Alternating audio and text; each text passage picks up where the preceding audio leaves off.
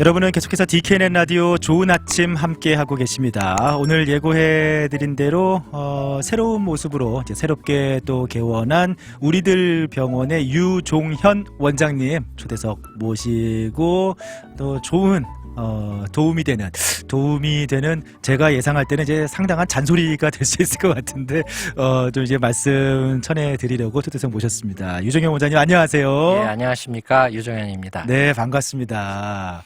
오늘 뭐 방송국도 처음 오셨습니다만 이제 텍사스 2주에 오신지 얼마 안 되셨다고 들었어요. 예, 한 3개월, 4개월 돼갑니다. 아, 그래요. 이제 정말 아직까지는 정신 없으시겠어요.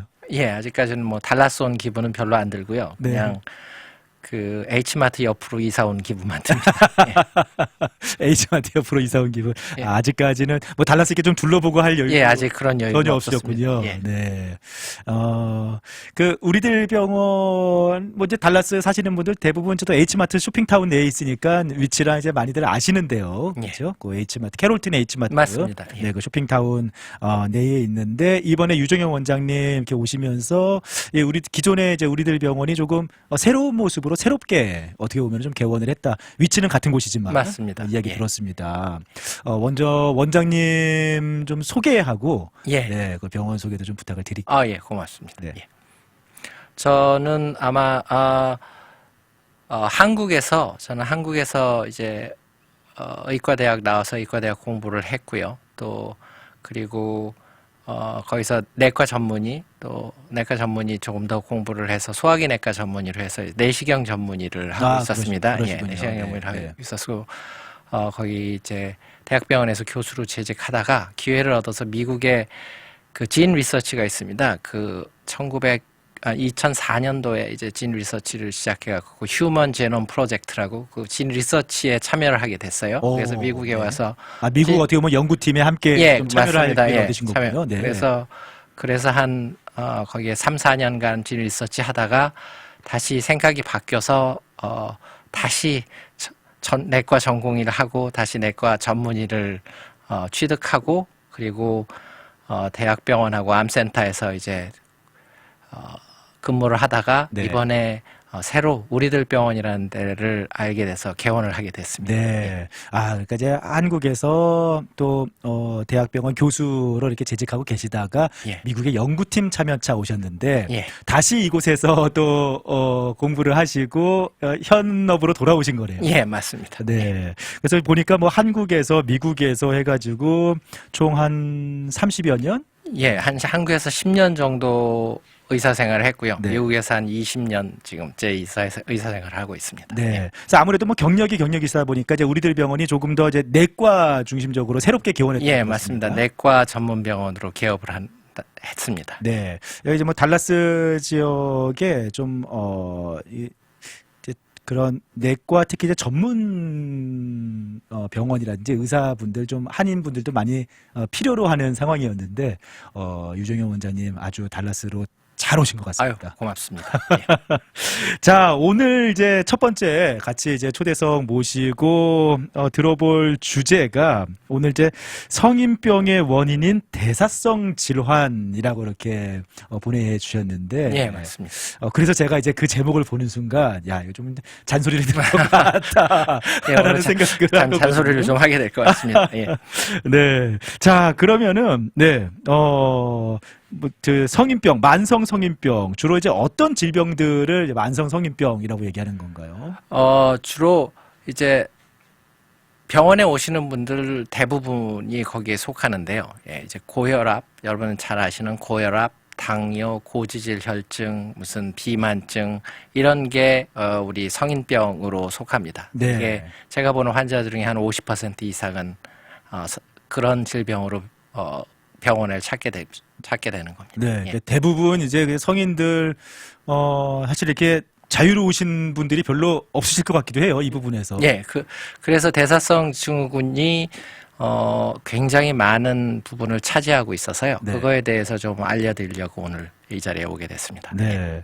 이게 이제 많은 성인들이 겪고 있는 뭐 질환인데 상당히 위험할 수도 있다고 예, 들었어요. 그렇습니다.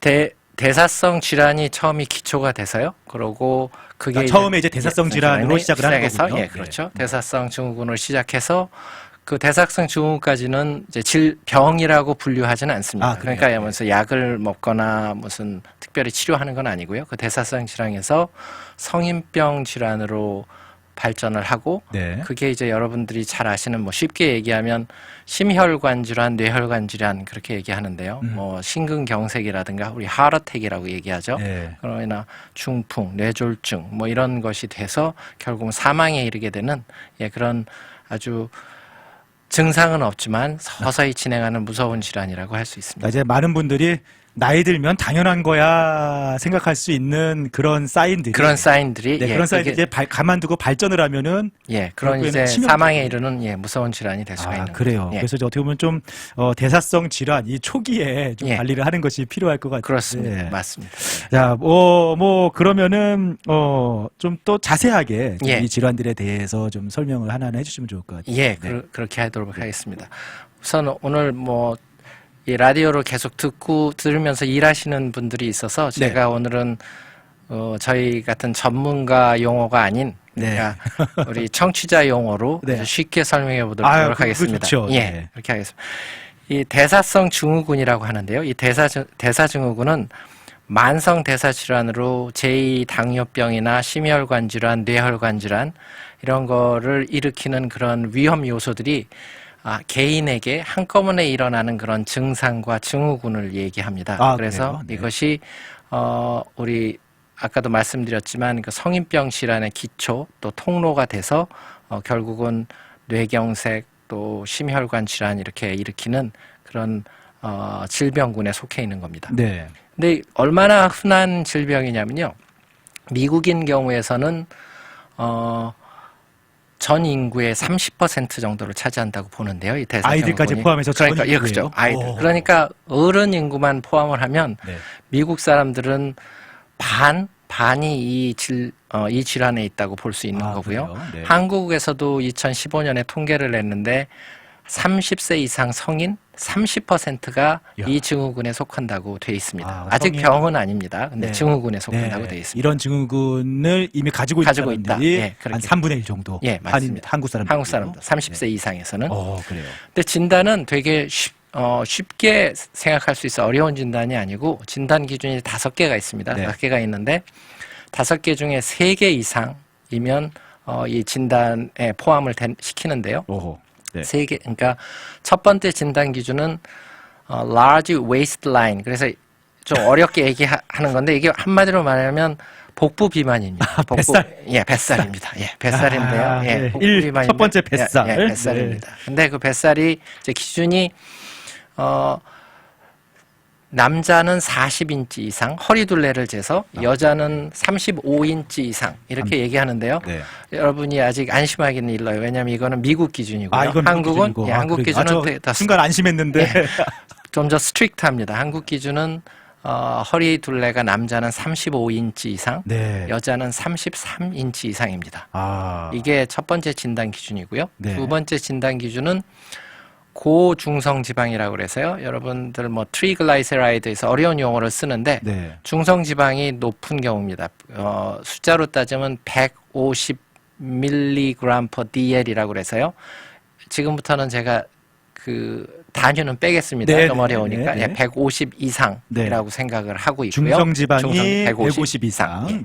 그 다음에 HDL 콜레스테롤이라고 그러는데 이것도 약간 어려운 용어인데 콜레스테롤 여러분들은 다 나쁜 거라고 생각합니다. 근데 좋은 콜레스테롤도 있어요. 이걸 HDL 콜레스테롤이라고 그러는데 이게 영어로 하면 High Density Lipoprotein 콜레스테롤 그래서 되게 어렵습니다. 고밀도 지단백 콜레스테롤. 그래서 지금부터는 그렇게 얘기하지 말고 그냥 고밀도 콜레스테롤 혹은 HDL 콜레스테롤 이렇게 얘기하는데 이게 낮은 경우에요. 여자는 50 이하, 남자는 40 이하. 그러니까 콜레스테롤 좋은 콜레스테롤이 낮은 경우, 그렇고요. 그리고 여러분 잘 아시는 이제 네 번째 기준은 혈압입니다. 혈압이 우리 수축기 혈압, 이항기 혈압 이렇게 있는데 보통 혈압이 두 개로 이렇게 나눠져 있잖아요. 120에 80, 140에 90 이렇게 이렇게 수축기 혈압이 130 이상, 이완기 혈압이 85 이상. 네. 우리가 고혈압 기준을 잡는데 140에 90이라고 그러거든요. 그러니까 그거보다는 낮아요. 그러니까 고혈압이 되기 직전이네요. 그렇죠. 정상 혈압보다는 높고,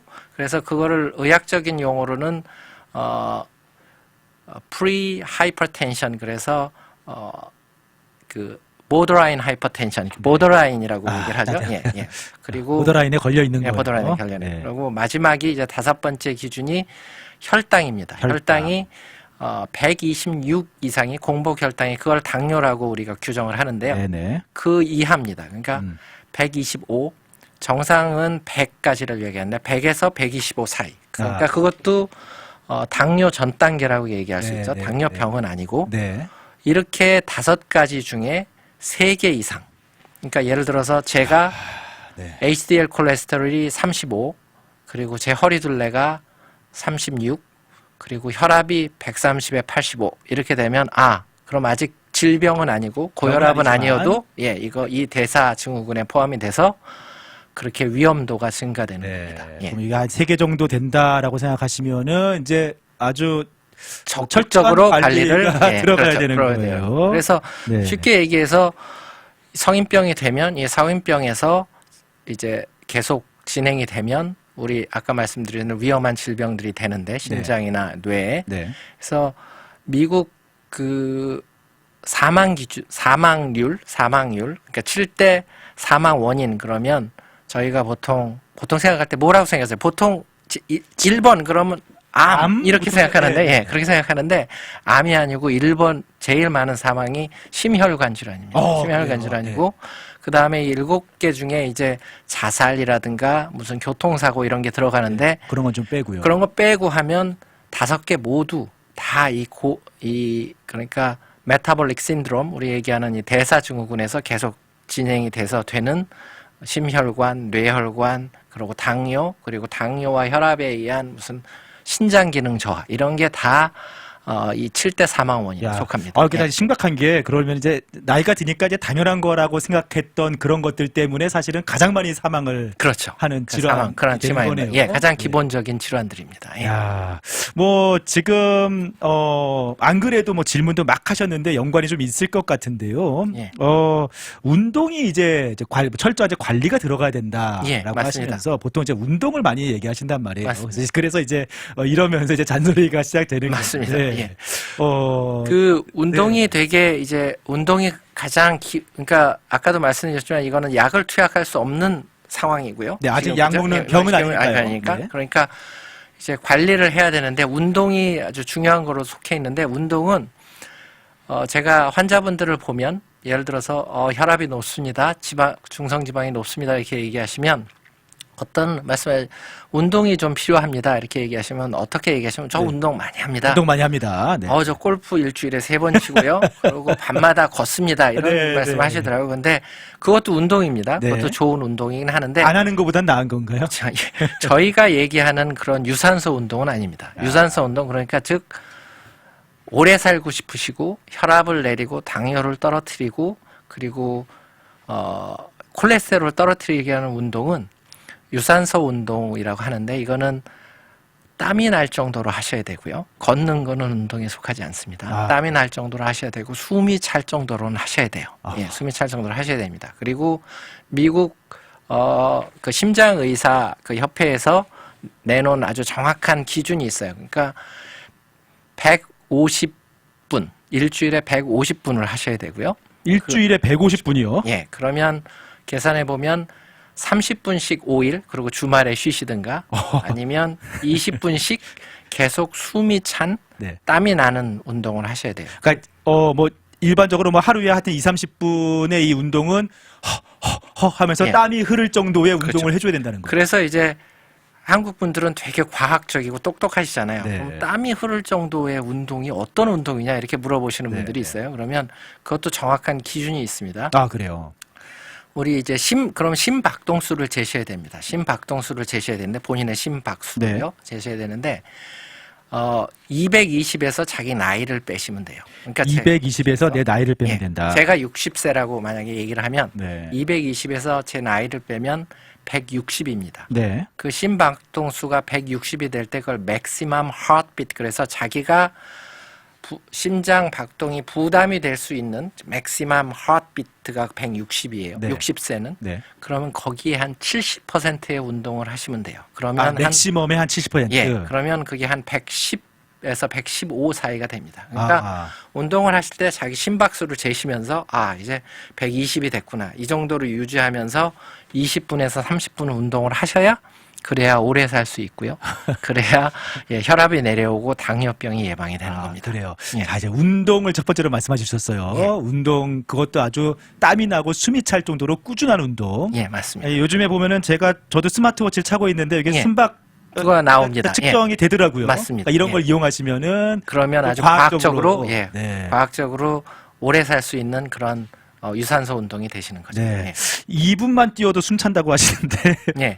2분만 태워도 숨이 차시는 분은 네. 그분들은 그러니까 심박수를 재시면 네. 심박수가 많이 올라가 있을 거예요. 그래요. 예, 그렇죠. 그러니까 심박수를 재시면서 자기가 예를 들어서 2분만 해도 숨이 찬다 그러면 여러 가지 이유가 있을 수도 있는데 네. 그 정도면 이제 비만인 경우가 많아요. 비만인 경우는 심장이 부담이 되기 때문에 숨이 차고 심박수가 빨라집니다. 네. 그러니까 그런 분들은 자기 심박수에 맞춰서 아까 말씀드린 대로 맥시멈 하트비트에서 70%의 심박을 유지하면서 운동을 하시면 모든 사람이 됩니다. 다 똑같이 이렇게 운동을 강도를 하는 건 아니니까. 아니죠. 예, 운동 강도가 맞게요. 자기의 맥박을 재면서 그렇게 운동을 하시면 되는 그렇군요. 겁니다. 지금 운동 관련해서 질문이 하나가 더 있어서 요거까지 얘기하고 한번 가볼게요. 예. 4162님께서 남편분께서 당뇨와 고혈압 때문에 원래 약을 하고 계셨대요, 이미. 예. 51세인데 최근에 약을 끊고 운동을 열심히 하겠다라고 하는데 예. 운동 열심히 하면 약 끊어도 되는 건지 좀 불안해하시네요. 예. 그거를 또 말씀을 드리자면 네. 당뇨는 당뇨병은 두 가지 당뇨를 생각할 수가 있는데 투 타입. 네. 근데 이제 물론 1형 당뇨, 2형 당뇨도 있지만 2형 당뇨에서 투 타입은 어떤 원인에 의해서 당뇨가 되는 경우가 있고요. 네. 그렇지 않고 그냥 당뇨가 되는 경우가 있습니다. 무슨 유전적인 요소라든가 그렇기도 하다고 예. 하더라고요. 그러니까 유전적 요소가 예를 들어서 어머니 아버지가 다 당뇨면 2형 당뇨 될 확률이 50%는 돼요, 본인이. 근데 그러면 원인이 있는 당뇨는 원인을 찾아서 치료를 하면 당뇨 약을 계속 드실 필요는 없습니다. 당뇨 같은 경우는 그렇죠? 그렇군요. 예. 네. 근데 원인이 없이 유전적으로 당뇨가 되는 경우, 예를 들어서 이제 되게 어렵게 되는데 우리 그 내장 지방이라고 그래서 내장 지방이라면 인슐린에 대한 저항성이 생겨서 생기는 당뇨병들이 있습니다. 네. 이런 당뇨병들은 지금 말씀하신 대로 운동을 열심히 해서 내장 지방을 많이 빼서 그러면 당뇨 약을 안 먹고 계속 당뇨만 체크하시고 그래도 가능은 합니다. 네. 근데 이제 얘기가 좀 길어지는데 전 단계 아까 당뇨에 대해서 얘기를 드렸잖아요. 네네. 그 프리다이아베틱이라고. 네. 미국에서 조사한 프리다이아베틱을 보면 프리다이아베틱인 경우에는 예를 들어서 10년간 프리다이아베틱인 사람을 조사를 했더니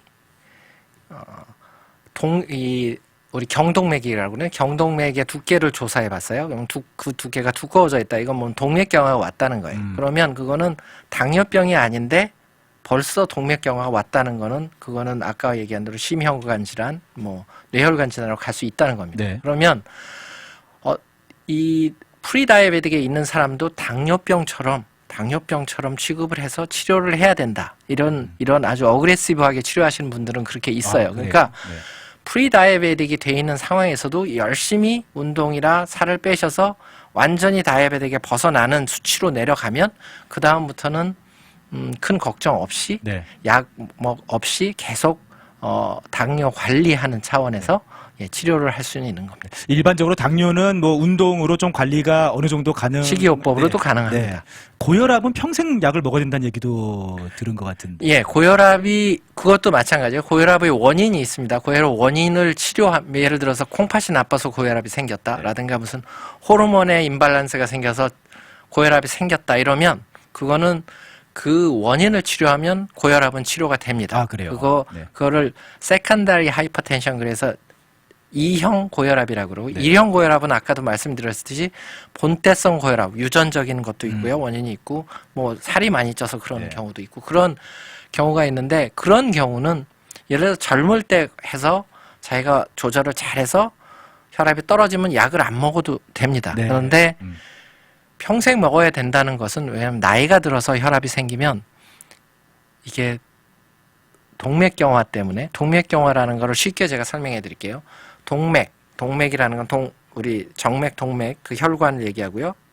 그 경화라는 건 딱딱해졌다는 겁니다. 네. 딱딱해졌으니까 같은 양의 피가 통하는데 혈관이 아주 탱탱하고 부드러우면 이게 이렇게 넓어지겠죠. 그러면 그 안에 통과하는 압력이 피가 똑같이 흘러도 압력이 똑같아집니다. 근데 경화가 생기면 안 움직여요. 이게 늘어나지가 않습니다. 왜냐하면 소프트하지가 않고 딱딱하니까. 그러면 피가 통할 때 거기에 계속 압력이 늘어나요. 나이가 먹으면 동맥이 딱딱해지고 동맥경화가 생기고 그러니까 약을 먹어도 평생 먹게 되는 경우가 많습니다. 네. 나이가 들어서 나이가 생기는 들어서 이제 고혈압이 생기게 생깁니다. 되면은 네. 그러면 여러분들은 비타민을 이거 몸에 좋다고 평생 드시잖아요. 네. 그런 식으로 고혈압도 약도 이것도 비타민이다. 네. 평생 한 알 그냥 네. 내가 오래 살라고 먹는 거다 생각하고 네. 비타민이다 하고 드시면 될 것 같아요. 그거 섣불리 약 드시 뭐 운동 열심히 하신다고 약을 다 끊을 수 있는 것은 아니고 네. 네. 그거는 제 생각에는 전문인한테 의뢰를 하셔서 네. 거기 판단에 맡기시는 게 더 좋을 거라고 생각합니다. 네. 예. 하지만 또 이렇게 운동을 하면서 이런 것들을 이제 좀 이렇게 관리가 가능하기 그럼요. 때문에 관리가 가능해요. 네. 대사성 증후군이 그래서 중요한 겁니다. 그래서 네. 관리를 먼저 시작을 해서 네. 아까 5가지 충족 조건에 3개만 넘지 않으면 네. 그러면 안심하고 좀 사시지 않아도 될까 이렇게 생각을 합니다. 네. 좀 이런저런 얘기를 하다 보니까 조금 시간이 갔는데요. 저희가 잠시 쉬었다가 예. 또 이야기 조금 이어가 보도록 할게요. 예, 그렇게 하겠습니다. SES의 저도 이거 참 열심히 해야 되는데 힘들어요. 달리기 듣고 돌아오겠습니다. 네, 아무래도 뭐 저를 포함해서 많은 분들이 해당되는 이야기여서 지금 말씀들 많이 하시는데 우리 4634님께서 답은 한마디로 죽으라 운동하는 길이 사는 길이다라고 하셨는데 어쨌든 뭐 모든 성인들이 이렇게 운동이 중요해요. 꾸준한 운동이. 예, 제가 무슨 결론부터 말씀드리자면 이건 네. 병이 아니기 때문에요. 네. 우리 영어로 유식하게 이제 미국 의사들한테 가면 이런 증상들이 증후군이 있으면 what's the treatment? 트리트먼트가 뭐냐 이러면 life style modification 이렇게 유식하게 그런 말을 이렇게 하고 네. 그게 뭐 한국말로 얘기하면 식이요법하고 운동하고 금연금주하고 아이고야. 체중 줄이고 뭐 이런 게 유식하게 얘기하면 라이프스타일 모디피케이션이죠. 네. 그게 키입니다. 항상 많이 듣는 얘기인데 참 실천하기가 쉽지 않은데요. 어쨌든 운동 이야기 어떻게 좀 과학적으로 나한테 어느 정도의 운동이 실제 필요한 운동인지 좀 알아봤는데 죽으라 운동하는 길만이 사는 길 하셨는데 운동뿐만 아니라 지금 방금 말씀하신 대로 여러 가지 또 같이 생활 습관 개선을 해야 되는데요.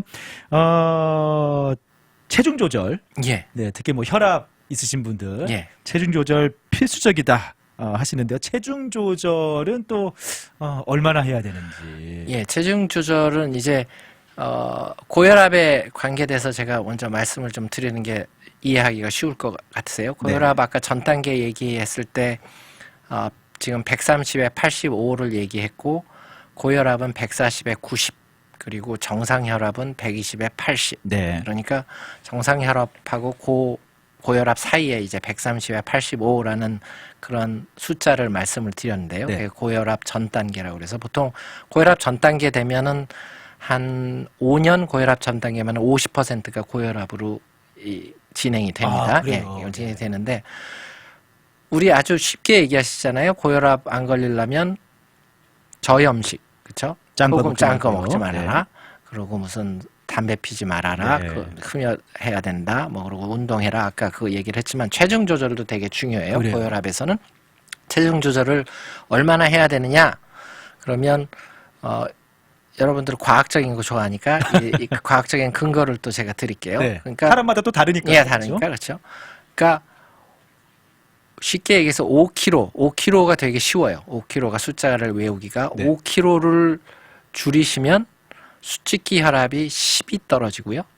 이환기 혈압이 5가 떨어집니다. 그러니까 5kg를 줄이면. 예, 5kg를 줄이면 수직기 혈압이 아까 130 이 고혈압 전 단계라고 그랬잖아요. 네. 그 지금 대사증후군. 네. 그러니까 130에 85였으면 5kg를 줄이면 수축기 혈압이 130에서 120으로 떨어지고. 되고요. 네. 또 이완기 혈압이 85에서 80으로 떨어집니다. 네, 네. 아까 정상 혈압이 얼마라고 그랬죠? 120에 120에 80. 80. 네. 정확히 120에 80으로 떨어집니다. 아, 그러니까 5kg를 줄이면.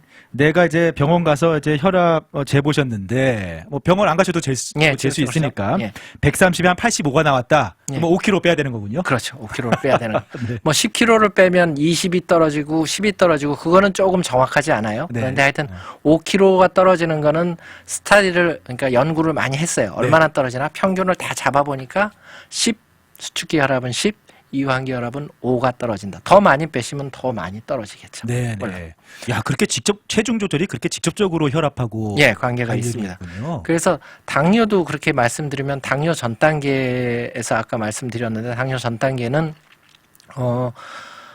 어느 정도가 가냐면 1년에 당뇨 전 단계 1년에 한 10%가 당뇨로 갑니다. 네. 그러니까 10년을 계시면 모두 당뇨로 간다고 볼 수가 있는 거죠. 그래요. 예. 네. 그런데 그냥 가만히 두면 그냥 그렇게 당뇨가 그래, 되는, 당뇨가 단계로 되는 가는군요. 겁니다. 예. 네. 근데 거기서도 이제 연구를 한 거 보면 7%의 체중을 줄인다고 그렇게 얘기해서 7%면 70kg 있는 사람이 딱 5kg 줄이는 겁니다. 아, 네. 70kg 있는 사람이 5kg 줄이고 아까 얘기한 유산소 운동을 그러니까 하루에 20분에서 30분 딱 하면 당뇨 전 단계에서 당뇨가 가는 확률이 70%가 떨어진다고 그래요. 오. 그러면 당뇨 전 단계에 있는 10명이 7명은 당뇨로 안 가는 겁니다. 네. 예, 그렇게 체중 조절이 중요한 거예요. 사실은 제가 병원을 갔는데 그 당뇨 전 단계라고 예, 하더라고요. 당뇨기가 있다. 뭐 네. 이렇게 네, 얘기하죠. 맞아요. 한국말로는. 네. 예. 이제 관리 들어가야 된다라고 말씀하셨는데 그렇죠. 그런 걸 얘기하는 거고요. 예, 10년을 그렇게 두시면 거의 100% 당뇨로 갈 수가 있다는 거죠. 그래요. 그냥 이렇게 가만히 있으면 안 되고 그렇죠. 반드시 이제 지금 단계에서는 관리에 그 들어가야 밑으로 되는 겁니다. 밑으로 떨어뜨려야 된다는 겁니다. 네. 아이고. 아니 지금 채팅방에서 원장님은 그렇게 라이프 살고 계신가요? 이거 말처럼 쉽지 않은데 하시는데 보이는 라디오 안 보셨나 본데요. 원장님은 호리호리 하십니다. 그래. 아유, 다행입니다. 그렇게 봐주셔서 호리호리하면 예, 저는 솔직히 얘기 드리면 살이 별로 찌는 편은 아니어서요. 체질 그건 자체가 다행이고요. 원래? 예, 살이 그러시군요. 찌죠. 네. 그리고 한 성인이 돼서부터는 저도 쌀밥은 제가 먹는 양의 한 반 정도, 3분의 2 정도밖에는 안 먹습니다. 밥량을 반으로 줄이셨어요. 예. 저도 그 나이살이라고 그러죠. 뱃살. 네, 뱃살이 나오는 게 이제 우리 아까 라지 웨이스트 라인이라고 그래서 대사증후군에 속하는데요. 그렇죠. 예, 대사증후군에 속하는데 그 웨이스트 라인을 저는 뭐 그 정도 되지는 않지만 그게 조금이라도 늘면 굉장히 스트레스를 받았어요. 대사증후군으로 가나 나도 이러고. 네네. 그리고 저는 매일 운동을 합니다. 30분씩. 이야, 그래요. 예.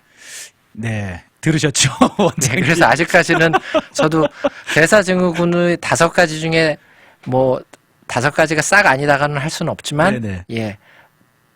대사증후군에 속하지는 않습니다. 네. 예. 이게 참 노력이 필요한 건데 지금 방금 또 말씀하셨는데 뱃살. 예. 네, 복부 비만. 이게 아까 그 남자는 허리 인치 35, 예, 맞습니다. 여자는 33. 예. 한국 사람들 기준으로 봤을 때는 맞습니다. 이렇게 말씀해 예. 주셨는데 이거 참 쉽지 않습니다. 맞습니다. 네. 예, 복부가 쉽지 않습니다. 이게 복부 비만이라고 하는 게요. 아까 그 라지 웨이스트 라인이라는 이 대사증후군에 속해 있는데 이게 복부 이제 비만 그러니까 지방이라고 하는 거는 이제 2가지로 보통 나눠 있는데요. 그러니까 하나는 우리 많이 들어보셨을 거예요. 피하 지방이라는 걸 네. 들어보셨고, 그리고 내장 지방이라는 걸 내장 지방. 들어보셨어요. 그러니까 복부 지방이라는 것은 내장 지방을 뜻하는 거고요. 네. 내장 지방은 굉장히 나쁜 지방입니다. 그래요? 쉽게 네. 말해서 굉장히 나쁜 지방인데 나이살이라고 그러죠. 나이가 먹으면 저희 이제 왜 뱃살이 자꾸 붙느냐? 인덕이라고 하기도 하고. 인덕이라고. 예, 사실은. 그렇죠. 근데 그게 덕만 되지는 않습니다. 아니에요. 덕만 네, 되지는 그렇지 않습니다. 않습니다. 예. 네. 이게 나이살이라는 게 뭐냐면 이제 우리가 나이를 먹으면 근육이 양이 줄어듭니다. 근육량이 줄어들면 우리 몸에서 칼로리를 소비할 수 있는 가장 많은 것이 근육인데요. 아, 네. 근육량이 줄어드니까 칼로리를 소비할 수가 없어요. 그러면 지방이 쌓이게 되고요. 네. 이제 남자 여자와 좀 구분을 해서 얘기하면 이 나이살이라는 것은 나이가 먹으면 남자분들은 그 지금 얘기했던 그 근육량이 떨어져서 그렇기도 하고요. 그리고 회식, 음주 문화 이런 것 때문에 그러고 또 호르몬의 영향을 받습니다. 테스토스테론이라는 네, 네. 많이 들어보셨을 거예요. 테스토스테론이라는 남성 호르몬에 떨어지면 뱃살이 생기기 시작합니다. 네. 여성인 경우에는 이제 죄송하게도 출산이랑 연관이 돼요. 출산은 자연적으로 내장 지방이 찌게 돼 있어요. 왜냐하면 애를 보호해야 되기 때문에. 그럼요. 그래서 네.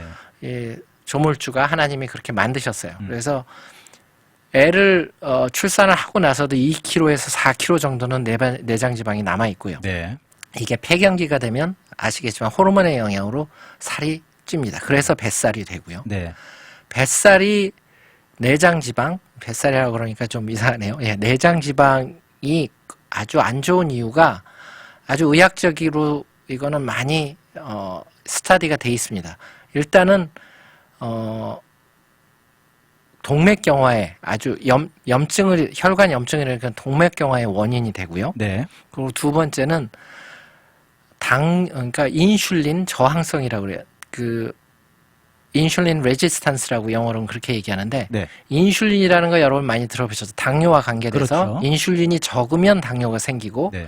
인슐린이 역할을 안 하면 당뇨가 생깁니다. 네.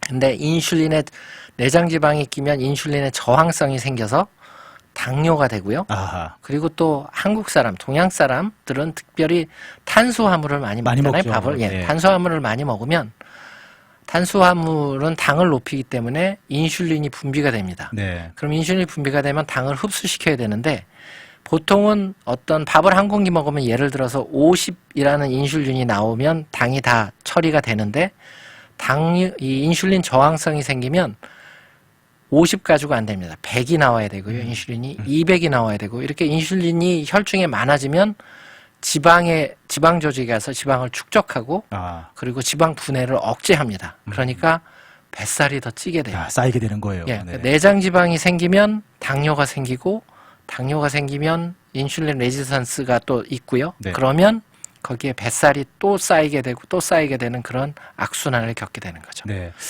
그러니까 이게 뭐 뱃살 관리도 그냥 나이가 드니까 뭐 나이살 생기는 거야 생각하면 안 되고. 안 되고요. 예. 네, 관리를 철저히 좀. 그래서 허리 둘레를 반드시 재야 됩니다. 내가 35인치 이상이 아까 저도 제 허리 둘레를 관리한다고 그랬죠. 네네. 내가 30인치에서 31인치가 되냐 그러면 더 적극적으로 식이요법을 해야 되고 더 적극적으로 운동을 해야 된다. 네. 이렇게 또 잔소리 같지만 그렇게 됩니다.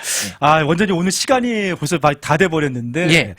사실은 오늘 좀 못다한 이야기들이 있어서 예. 우리 안 그래도 채팅방에도 너무 이렇게 조곤조곤 말씀 잘해주신다고 예. 시간 한번 더 좀 자주 내달라고 하시는데요. 예. 네, 좀 다음에 또 부탁을 드리고요. 예. 오늘은 우리들 병원의 유종현 원장님 모시고 대사성 질환 많은 성인들이 뭐 다 내일처럼 겪고 계시는데 그냥 두면은 위험한. 네, 반드시 관리가 들어가야 되는 대사성 질환 이야기하면서 조금 잔소리 드렸습니다. 잔소리라고 생각하지 마시고 원장님 오늘 말씀하신 거 저도 좀 이렇게 숫자 알려주신 거 체크해 가면서 관리를 좀 해야겠다라는 생각이 들기도 하네요. 예, 진단은 되게 쉽습니다. 네. 근데 관리가 이제 선택이 아니라 네. 이건 필수로 생각하고 관리를 하셔야 됩니다. 네, 반드시 필수로 하셔야겠습니다. 원장님 오늘 이렇게 시간 내주셔서 감사드리고요. 예, 고맙습니다. 다음 시간에 또 한 번 더 이제 후속 내용도 부탁드리겠습니다. 초대해 주셔서 정말 감사합니다. 네, 오늘 우리들 병원의 유종현 원장님과 함께 했습니다.